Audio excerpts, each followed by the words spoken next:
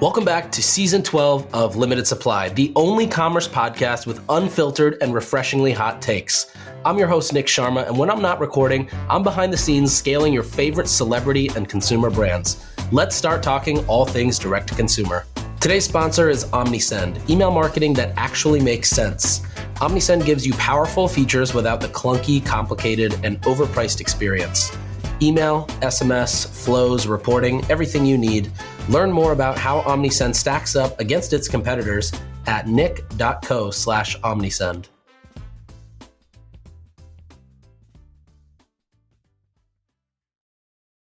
Welcome back to another episode of Limited Supply. This week is going to be a fun episode. We go super tactical and also very psychological into the world of CRO, that's conversion rate optimization. I brought on a friend of mine, Dylan Ander, who he's been doing CRO his whole life. And now he sees billions of data points with Heatma. And we just talked all things CRO. What are the low-hanging fruit things you should focus on? You know, what actually from a rebrand drives conversion increase on new websites, or what are the long-term things you can focus on to drive conversion versus the short-term things? We spent about an hour going through all of it, and honestly, it was a really fun conversation. It'll feel like you're like a fly on the wall in the room with me and Dylan just shooting the shit on CRO. So check out the episode. Let me know what you think. And honestly, I hope you hear something in here that's going to make you an extra 30, 40, 50 grand. I think you will. Dylan's got a lot of good tips in here. So enjoy the episode. Let me know what you think. And as always, I'll see you next week. All right, Dylan, welcome to Limited Supply. This is the first time you're on Limited Supply, right? First time, first of many. Amazing. Cool. Well, a lot of people know you as the CRO guy.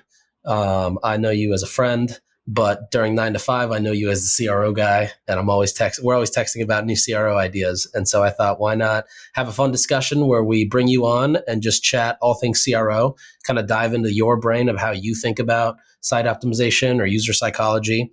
So we're going to do that today. But before we get started, you want to give everybody who's listening just a quick intro of yourself. You know, essentially this intro, I want you to give yourself the credibility as to why people should listen to the rest of this episode. Happy to. Well, everyone, hello. My name's Dylan. I like websites. Websites are how you guys are going to make the most money. You can sit in your meta ads manager all day, but if people don't click the buy now button, you're not going to make $1. So I focused on websites. I built my first 2 e-com stores in my freshman year of college. I actually exited one of them before I graduated college, and then one shortly after. So I've been doing e-com for longer than I'm proud to admit that I hit my 30th recently. So we've been doing it for a minute. After that, I built an agency, Next Core Media, had several failed ventures between. This is my current business, heatmap.com, where this is business number 8. So my biggest achievement to date before I had built Heatmap was splittesting.com. We were the largest CRO agency in the e-com space. Clients like True Classic and Hexclad and, Claire's. So a lot of the awesome brands that you guys, have probably bought from before. I split tested you, and thank you for the data. So we optimized billions in e-com revenue. Now on Heatmap, we're collecting trillions, and I can go more into that, but that's primarily the background. I mean, I've done SEO for Geico. We had, 6-figure monthly contracts. We've done it for Planet Fitness. So it does stem a lot beyond e-com, but that's all I focus on pretty much the whole time. Yeah, you're like an internet kid for 12, 15 years, and you've just built a lot of stuff and seen a lot of things. So who are you calling kid? You're a 30-year-old kid, Dylan. Yeah, I'm just a kid. Why do you think CRO is so important? You talked a little bit about, you can sit in Meta Ads Manager all day, but if you don't optimize where they're going to, like most agencies, most performance marketing, it's entirely focused on Meta Ads, ad creative, testing, tons of different ad variations, but it rarely ever happens on the website side. Yep. So it's really like the purpose of each, right? So yeah, there's some legendary advertisements that like people remember forever, but let's be honest, none of those are like Facebook ads unless you're a marketer, right? So like some of the like legendary Apple ones, the Coke and Snapple ones, Doritos, like they've got a ton of amazing ads that were absolutely legendary and people remember. but those are typically like Super Bowl ads and TV ones. Those aren't like in meta, right? Like no one's really going to remember that. So the purpose of an ad in, e-commerce is just to get someone to your website. Like, after you purchase or, hopefully purchase, like you're not going to think back and be like, wow, like I really bought that product because I loved the ad. Yeah, totally. That's not how it goes, right? So the purpose of the ad is just to get the click, but a qualified click. So the purpose of the ad is to find the right people, which hopefully this Meta is doing. You're therefore targeting with your ad creative. You're getting them interested in something that they care about. And the cool thing is once someone gets to your website, they actually have something called confirmation bias. And confirmation bias is that they clicked on this ad because they thought it would be something they're interested in. And guess what? Humans like being right. So when they get to your website, you have confirmation bias to actually buy the product of the ad you just clicked on. So it's kind of like yours to lose at that point, unless they're just unqualified people that got to your website.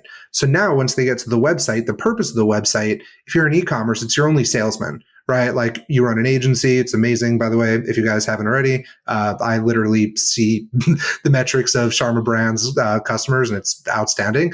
But for you, like you're going and selling, right? Your website on its own can't collect agency revenue. It's, you got to go sell it. But for e-commerce, your website is your only salesman. So if your only salesman is terrible at closing, you're not going to close and you're probably going to struggle to get new clients. Totally. So that's why if you don't click buy now, the salesman can't close. Yeah. When I was at Hintwater, in beverage, there's basically a couple players that dominate the whole space. It's like Coke, Pepsi, and Keurig Dr. Pepper Snapple. And there's no way you can get shelf space in some of the, frozen is another category, insanely hard to get shelf space. Beverage is one, insanely hard to get shelf space. But we used to crush on e-commerce. And it was because I always thought of e-commerce as like the shelf space where it's not about owning the shelf space or the real estate on the shelf space. It's about who's the best at getting you to that digital shelf space. And it's very similar to what you're thinking. I want to come back to the product launch in a second, but the way that you think about the funnel is almost exactly how I feel like you built this new analytics product with the funnel mapping and all of that. Is that right? 100%. There's a phrase I give at like almost the top of all my keynotes, which is ask your customers what they want, give them what they want, and you get what you want, which is money. So it's like whoever understands their customers the best wins. A lot of people, focus on the UX. Should we have the sticky add to cart bar? What flies out in the navigation? All that type of stuff. But at split testing, we literally ran over 4,000 split tests. 80% of those were just based on copywriting and changing images. That's the 80-20. It's like that's the content of your website. How you present the content is nowhere near as important, like maybe with the exception of like bundle builders and things to increase your AOV. But other than that, it's really just the message that you're giving. So with Heatmap, the way I look at CRO and like websites, it's kind of like what is happening. Like, so it's like the way to think about it is you should care more where you're losing money than where you're making money, right? Because you could do like more of what's making you money, but like if you figure out what's not making you money, a heck ton of everything else is going to make you way more money. So it's kind of like in CRO, I always want to find the problems. So like we have AI recommendations inside of Heatmap, and they're actually based on this is underperforming. This is underperforming. But if I had AI insights saying, hey, great job, this CTA is doing really well, you're not going to be able to do anything, right? So if you think about the what comes from web analytics, which we did just announce literally 2 hours ago. I'm happy to go in, but web analytics kind of shares like the what is happening on your website. Heat maps and screen recordings tell you where the problems are happening. Then, how are they happening is like, to ultimately go into those. And then the why is actually based on customer feedback surveys, which we also have on the platform, kind of funnels or, where, and then ultimately like go and do it is like, once you understand the problem and you understand why it's a problem at the top of that pyramid, now you can go in and, actually make meaningful change and super meaningful revenue from your website. Yeah, it's funny because there's, like we get hired to do new website launches or relaunch a site and, with the goal of really increasing revenue per visitor or conversion rate. And so much of it, I mean, a lot of what we do is like, first we just look at what's working and we do those things, the heat maps, the screen recordings, the scroll depth maps, etc. And, but so much of really fine tuning and increasing click through, whether it's from homepage to collections to product to cart through checkout, is what you said, which is sometimes it's very basic UX, just making things easier to find, easier to click, more obvious, or it's changes in positioning and like what is the angle of selling the product. Exactly. The angle is, 100, it's 100 to 1.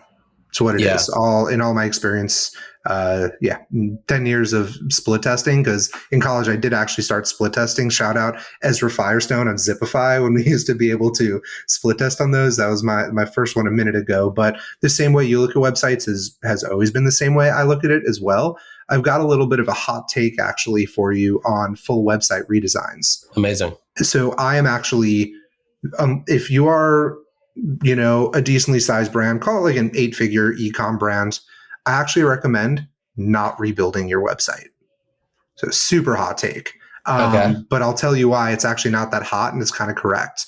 Tell me. In split testing, one of our selling angles is that what we called it is evolutionary redesign.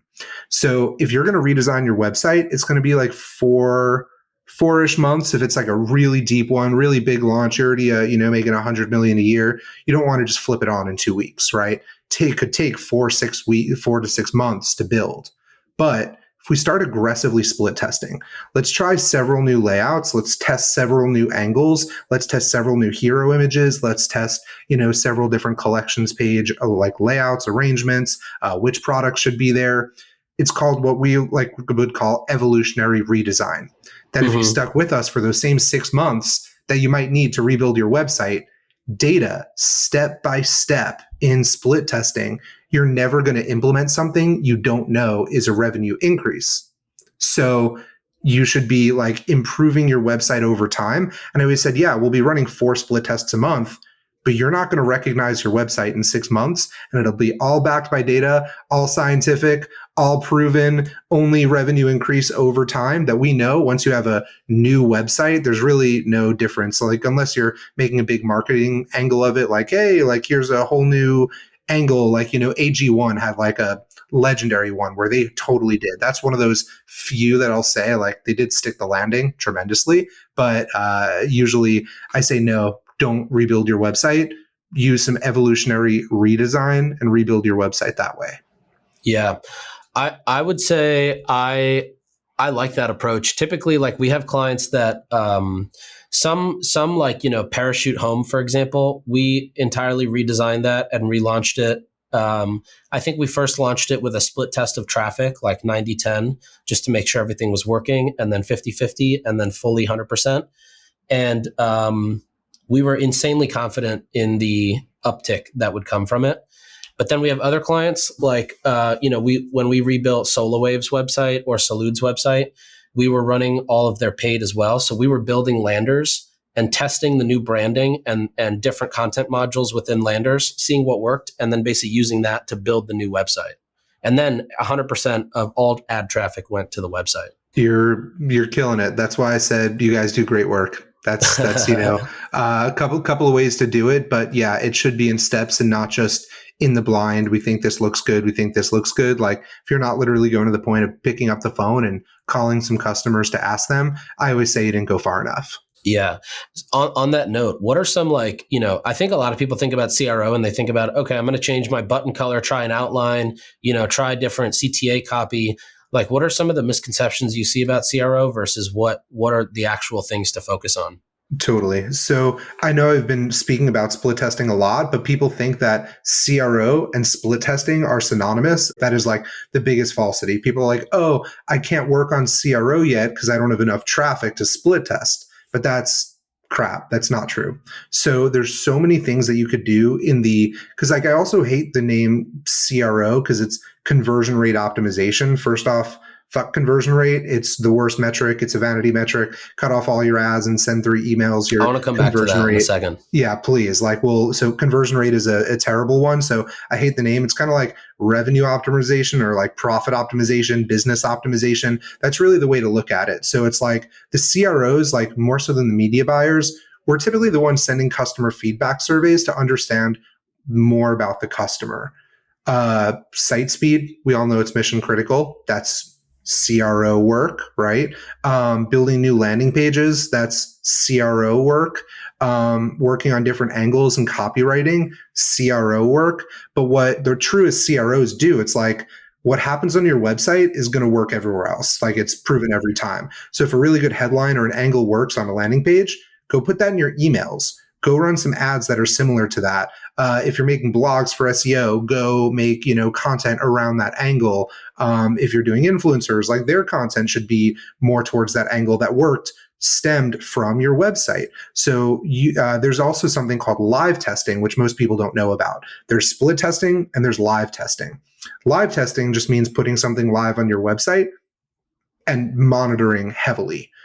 I'm not against live testing. It has higher risk, but it's a lot faster and doesn't require a lot of traffic. So you can implement and wait. I'm not like a split test or die type of person. It's like you can go in and implement things in your website and see it. So you can run live tests. What's an example of something you would split test versus live test? Really good question. Never been asked that one. Because like split test, I could see, maybe you're split testing an offer or a gift with purchase or something. Yep. But live test, would that just be like a net new thing, like adding a bundle builder to the hero section of a homepage to see if you're driving click through and conversion that way? Yeah. So one thing also is you do need to think of actually the limitations of split testing as a technology.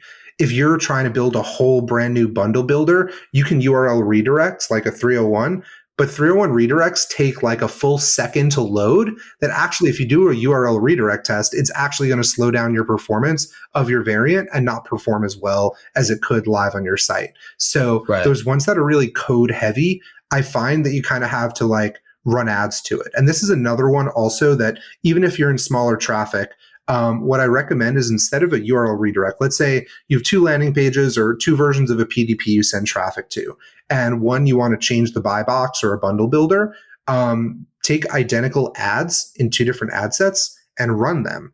That's the only way to get a true A/B test with no other things in there. So that's kind of like a live test that also CRO, again, it's not just split testing. You can actually test with your ads 2 different things on your website, which is something that no one speaks about in CRO. Yeah, a lot of CRO I feel like is on the website side is where the testing is done versus in the actual split on ads manager. But I think that's because like Meta is the only ads manager you can rely on to do that.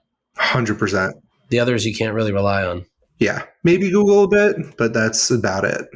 Yeah. Another thought that just came to mind is so like for some clients, we've done this where if they're catalog traffic, if they get a lot of success with catalog traffic, PDPs are generally lighter in information than like a landing page, but landing pages convert better for prospecting traffic, but catalog ads go to PDPs. So we put them together and we'll just build a separate duplicate of PDPs that are made for catalog ads.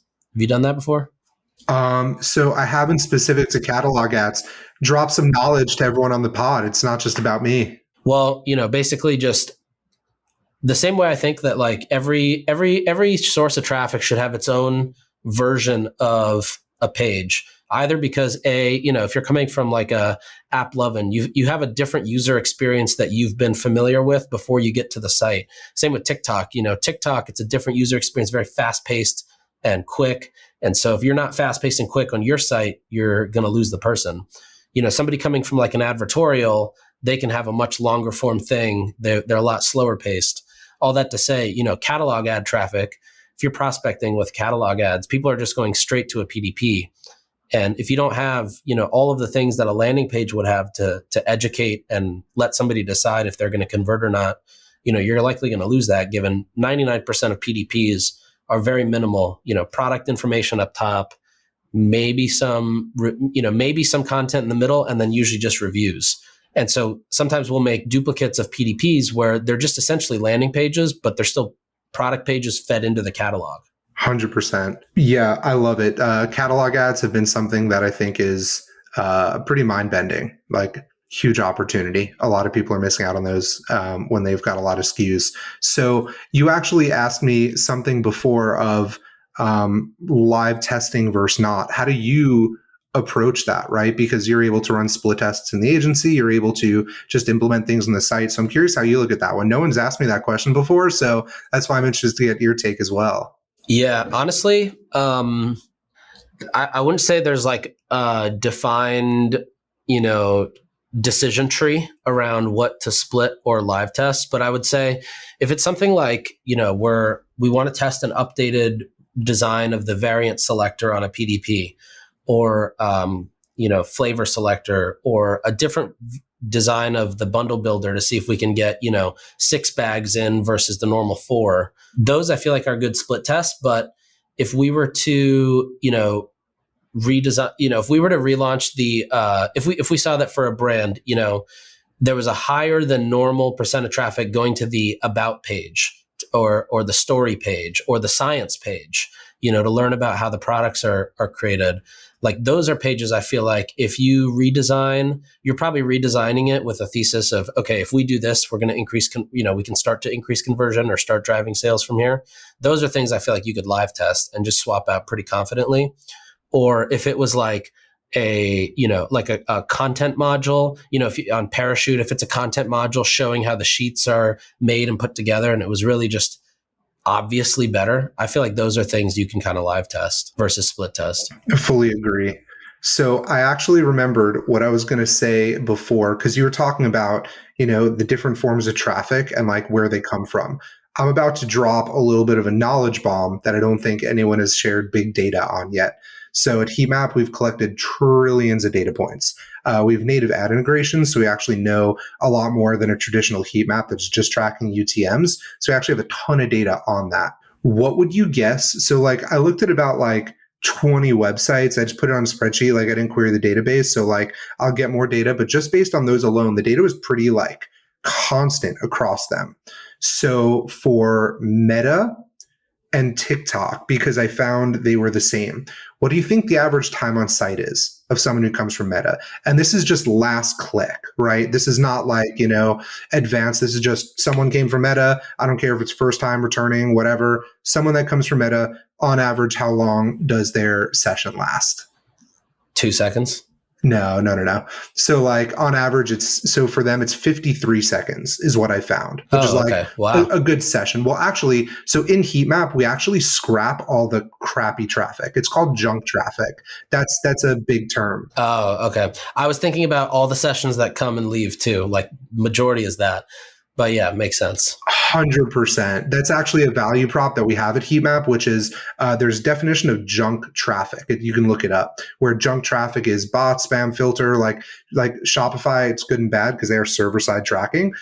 Because we're client side tracking. Like if someone instant like bounces, like someone clicks the ad and instantly leaves, that's counted by almost every other analytics platform. And I'm like, I don't want that in my data. I don't want that in my client's data. So like we discard it. Can you explain server side and client side? Somebody actually asked me what one of the softwares we use is, and I didn't know how to answer that. Yeah, let me riff on this one because I've got a 1-2 on the time on site. So TikTok, how long do you think the average is? TikTok, discarding all the crappy ones. 13 seconds. So 41. Wow. And again, that's for like a quality session that for us, if they're above 5 seconds is the only time we count them. Got it. So, these are like true ones, engaged sessions. So now for Google, what do you think average time on site is of engaged sessions? A minute? 2 minutes and 20 seconds. Wow. So it shows the intent. So the reason why, like in those ad platforms, TikTok is so fast, it's the shortest sessions because that's the nature of the content.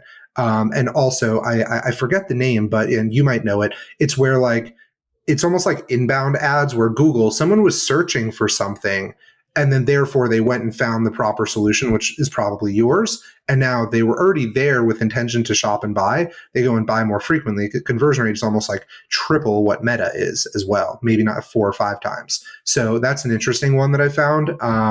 That was just because we were talking time on site. So it's like on Meta and TikTok, people aren't there to go try and find your ad, but on Google, they are. So that's really like a big difference there. So just a fun nerd fact.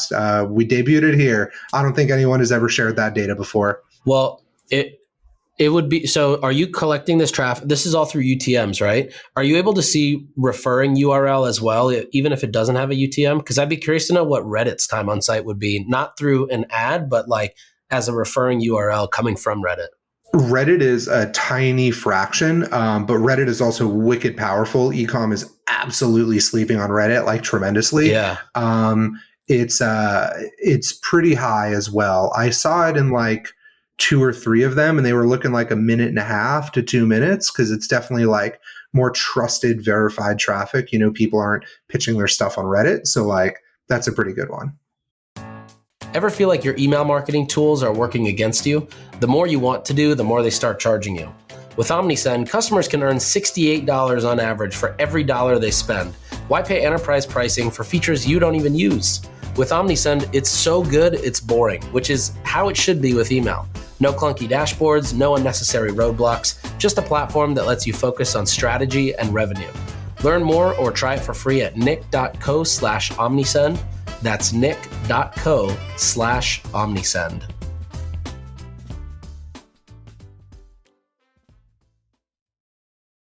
One thing you said, talking about the Google click time, brought a thought in my head that I'm just curious what you think about this thought. I feel like there's always 2 funnels that you are constantly building.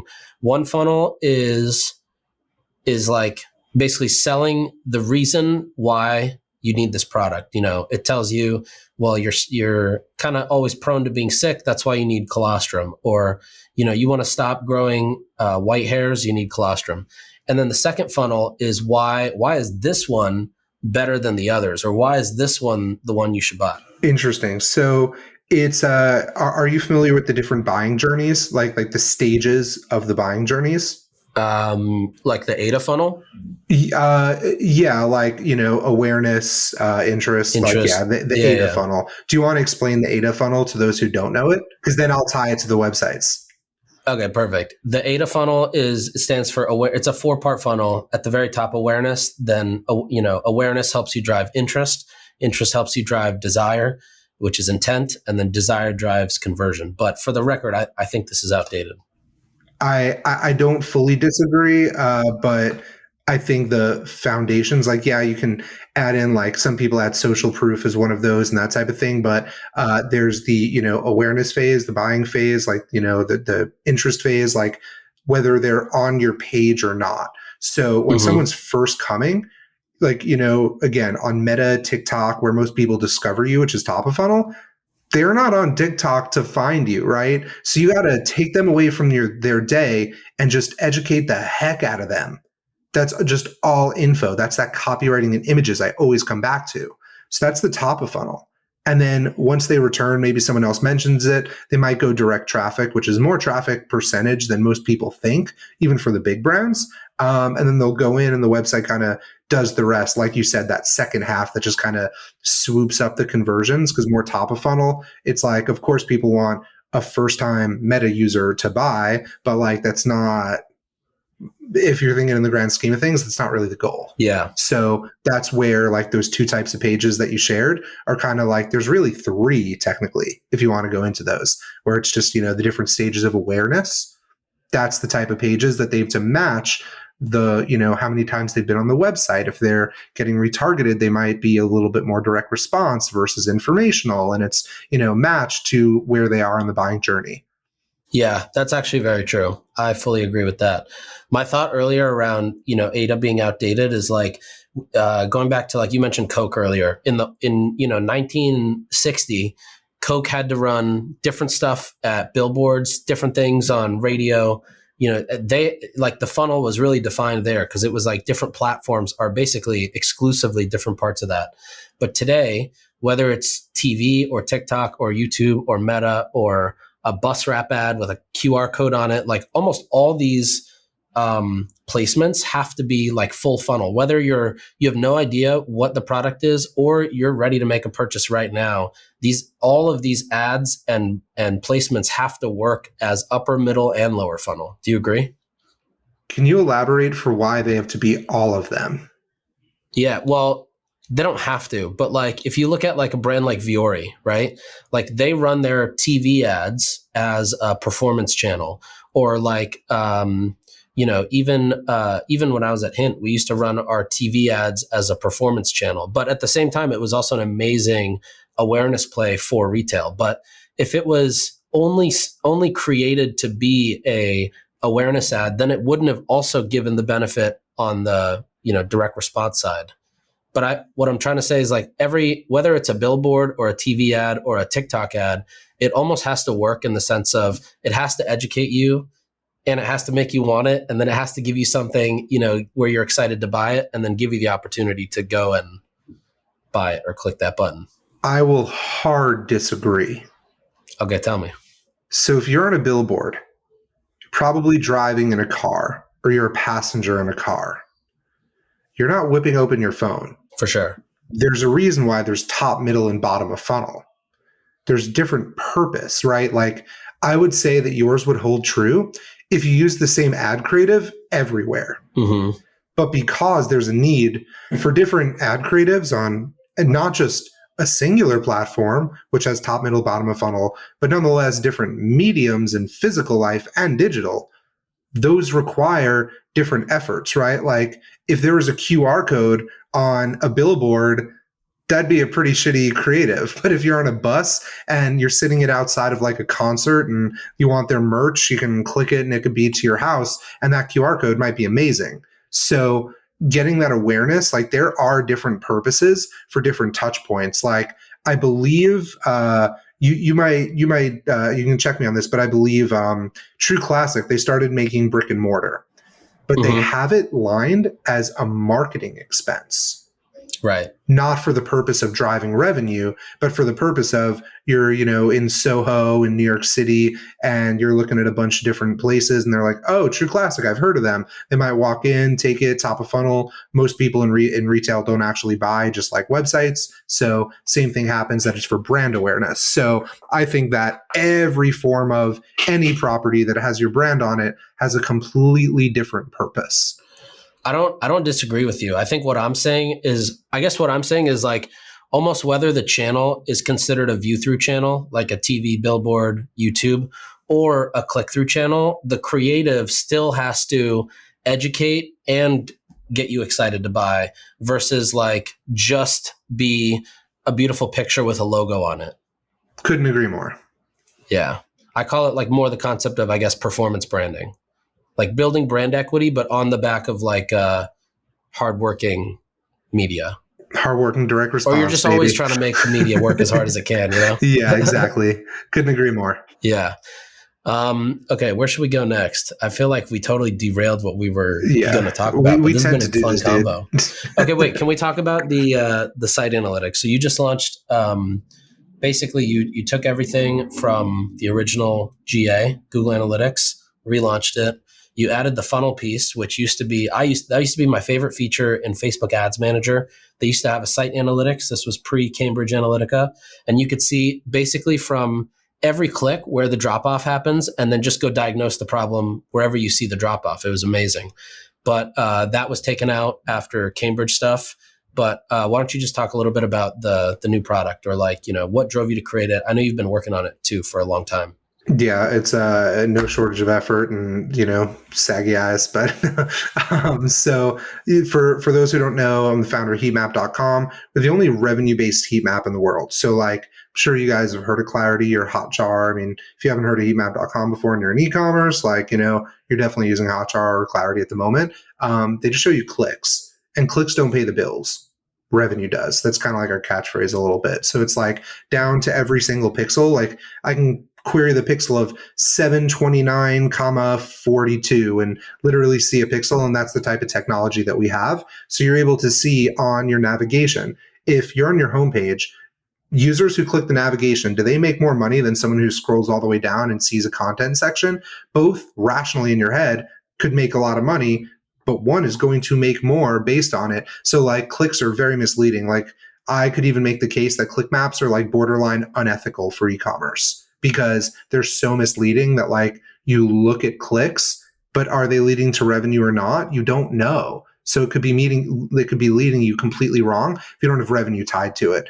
Then we built screen recordings. Those also need to be tied to revenue. Very important, right? You can like filter for AOV. And also we built every bit of custom dimensions that Google Analytics has. So like you want to see first time, came from Meta, purchased for an AOV above a certain amount. What did those people do on my website? So like your whales, first time, come from Meta, really valuable people. What did they go and do? You can see funnel drop off analysis. We built all of that. And for literally $29 a month, we just launched like 2 hours ago, web analytics. So like getting your good old universal analytics back, everything just works straight out the box. So with GA4, I'm sure you guys are super frustrated with it. I've been for years. Custom code, manual tags. You hope you shouldn't need a developer just to see your freaking data, right? Like that's kind of bonkers to me to think like if it wasn't free, I don't think there's a single human being on the planet that would use it. Or it's tied to Google Ads. It's the only reason. But other than that, yeah, like, our AI also crushes. Like a lot of people say they have AI, that's cool, but like we're like obnoxiously specific about like, hey, your people are scrolling down on your PDPs a lot, but they're bouncing at a certain section. That means you need to work on your copywriting in this and this section. So it's like wicked specific. Like my goal is like, hopefully my brain is like for everyone for like a stupidly low price. Like that's kind of what we're going for there. So the web analytics, just really plug and play, just like universal analytics used to be. You've got more than enough data. You've got more than enough AI to tell you what to do. So it's like, I'd like to think a no-brainer. And like for the same thing, other companies would be charging like, I don't know, $5,000 a month and like really preying on the bigger companies. But I hate that. Like it should be affordable. That's, stupid. And it's just 29 no matter how big you are? For the web analytics, it starts at $149 for the full behavioral suite and goes up to, some clients are paying $1,000, $1,500 a month, but those are your 9-figure companies. So right. That's still wicked cheap. What's the setup process? Is it quick? Shopify app or? So I'm proud to say my mom installed it on a Shopify store as my test to see if our onboarding was good. So if that works, then I'm pretty confident you guys watching Limited Supply right now. So yeah, it's literally 2 minutes and you're done forever. Sick. Yeah, we've been using it, and we installed this on client sites when we roll them out, and it's been really helpful. And it's also been interesting because we used to use Clarity. So to see the difference between the clicks and the clicks driving revenue has been a big, honestly, probably the biggest benefit of using Heatmap. 100%. That's how we built it. That's why I have a original screenshot of my current CTO. They were dev team for hire, and originally I was like, hey, is there a reason people aren't doing this? He's like, I don't know. Like, I don't know if this is possible or not. We actually have 2 tech patents. We actually pulled off the impossible. Like everyone's like, oh, well, that's like, why didn't I think of that? It's like one of those cool ideas that you think of, but like the reason is it's really freaking hard to build. We've got 32 developers working away. They're amazing. And they're the only reason why this thing literally even exists. So like, we've been out for, a year and change. And like, I'm like, how come all the other heat maps haven't done this? It seems pretty obvious to me. It's because they'd have to rebuild their whole platform. Like they can't. Yeah. The Heatmap site is also just a good landing page for like B2B companies. Thank you. Okay. I'm curious where you see the role. Like we obviously see AI a bunch. We have the Ecom AI Summit coming up on June 25th. Where do you see AI's role in CRO? And even just outside of Heatmap, like where do you think, what are some crazy ideas of how you think AI is going to come in? Like, one thought I had the other day was instantly generative landing pages or instantly generative, even like product pages, depending on the source of the traffic, the location of the person, the IP address. You can get a rough address. You can understand their income. You might, change what kind of content is on the page. Where do you think AI is coming in? So first, I'm going to give one disclaimer. that I'm starting to hate the word AI. Why? You don't like anonymous Indians? Yeah, there's not much difference in between advanced logic and decision trees and AI. Agreed. A lot of it is just if-then statements. It's just if-then statements. So I'm like, if you just have like 300 if-then statements, congrats, you have something that feels like AI. So it's like AI is bullcrap. It's just NLP, which is natural language processing, which is like chat talking to you and it feeling that way. That's the only innovation. All this other shit's been around forever. So that's kind of number one. So number two, the self-optimizing website is the thing that everyone's going after. There's companies like Data Milk. I think like they're like an Australian company, not super well known in the US. Like they do crush, but what they do is they take certain widgets and then they like optimize it for every single bit that you're talking about right now. Like what UTMs are they coming from? What ad are they coming from? Where are they based? What what's their age, gender? Like if they do have that type of PII, and then they just are like split testing it on their own. But that's limited to widgets. That's cool. Not gonna lie, I kind of pitched a version of the whole self-optimizing website to my investors a year and a half ago because I thought that was the way, but I realized analytics is never going away because it's always going to need to be there, which was super interesting. They're like, so we're launching Google Analytics and not like self-optimizing websites. I'm like, hell yeah! So that's been a change. But so AI inside of CRO. You need, the ICP like of the customer. You need to know about them. So if you don't have customer feedback surveys, you don't have heat maps and screen recordings telling you what they're doing on the website. And then, then eventually you'll be able to go there. So shout out to Shoplift of the split testing platforms, visually.io. They're also doing this as well. They're doing a lot of, automated testing. But again, that's not AI. That's the future of CRO. CRO is way too complex that you can make landing page builders that happen right away. But the self-optimizing website, which is like logically, that's what everyone's running for. That's its own thing. And I don't think that will actually ever come true. It's always going to be deterministic trees that just tell you, oh, this person came from this ad. We should put this product to the top of the collection page or move this down. And like those are merchandising platforms. And what I really think is like just going to be this amalgamation of like all these different ones.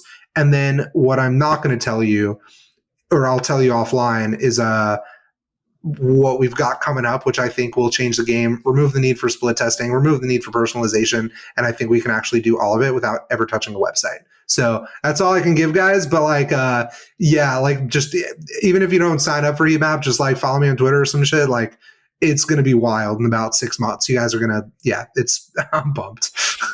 Yeah. One other idea I had was like an agent where it basically, it quickly looks at where the traffic is coming from.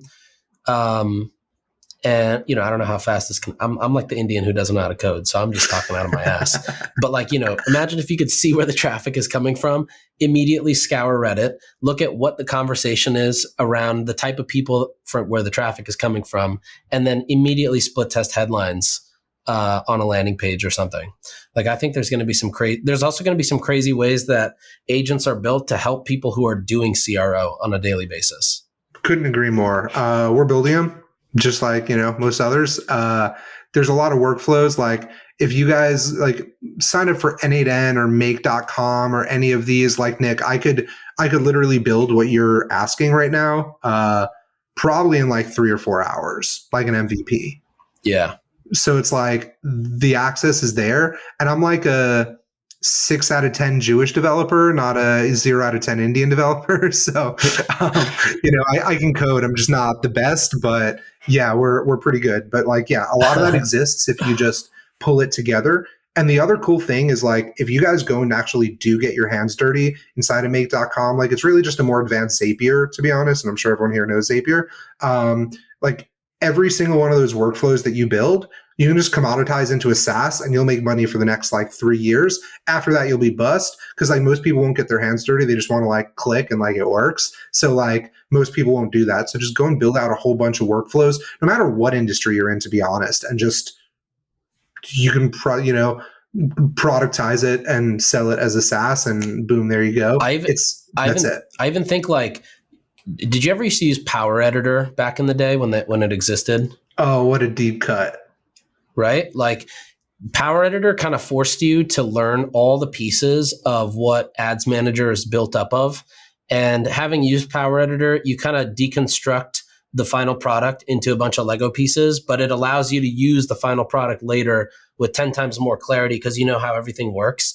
And I think it's very similar here. The people who, the next 6 months, every big software company is going to integrate AI and agents and all these workflows within it.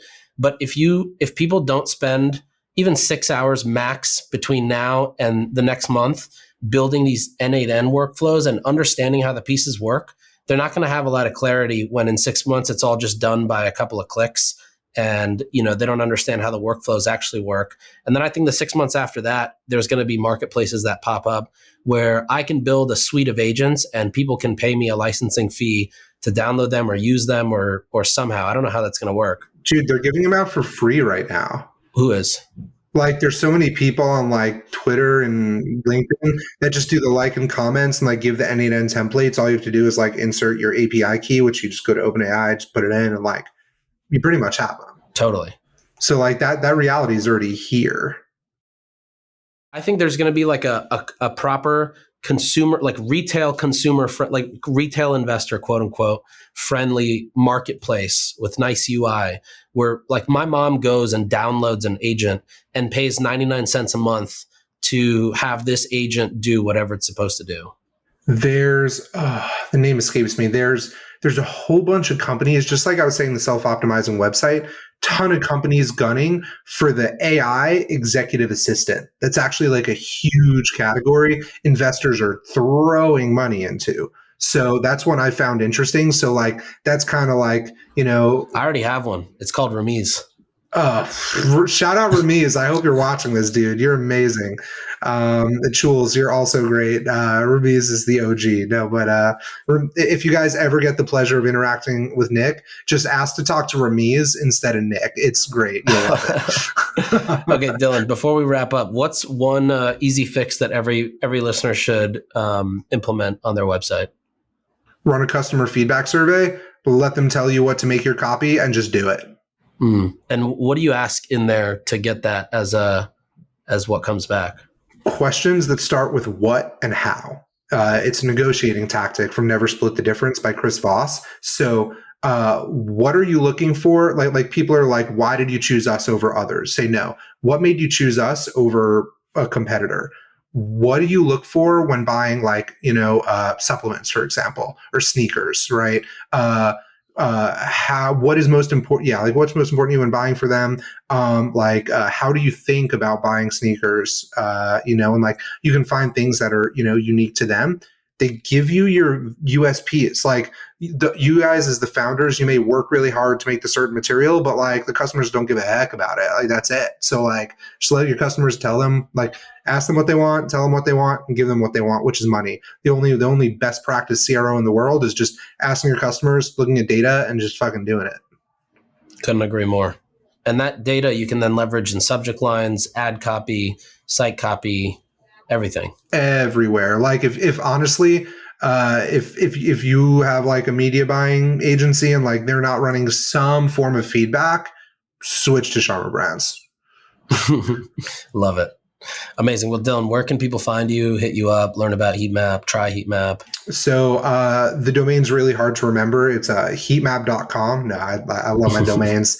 So yeah, go to heatmap.com, check it out, look all around. You can join Conversion Party if you scroll down to the bottom. I actually do write our newsletters. So like I'll be giving CRO advice all the time every Wednesday. So join Conversion Party, super fun. At Dylan Ander on all socials. And also I've got a book. I'm dropping the name right here. Wow. It's called $1 Billion Websites. Amazing. And lessons from optimizing 5 billion. So it's literally with the publishers right now. Just got interior book designs. It's all looking good. We're shipping it to printing in about like early next week. So that'll take about 6 weeks. I'll send some early copies out. So if you guys want, DM me. I'll put you guys on a little list and we'll get them out together. Literally every bit of knowledge I have, I put 2,000 hours into that shit. So like any question you could ask me is in that book and it'll be like $20. So like I'm pumped for everyone to have $1 billion websites. Amazing. Well, Dylan, thank you for coming on. Pleasure, Nick. Thanks for listening. We'll be back next time to cut through the noise on CPG, retail, and e-commerce. If you enjoyed this episode, why not share it with a friend? And be sure to subscribe wherever you listen so you don't miss the next one.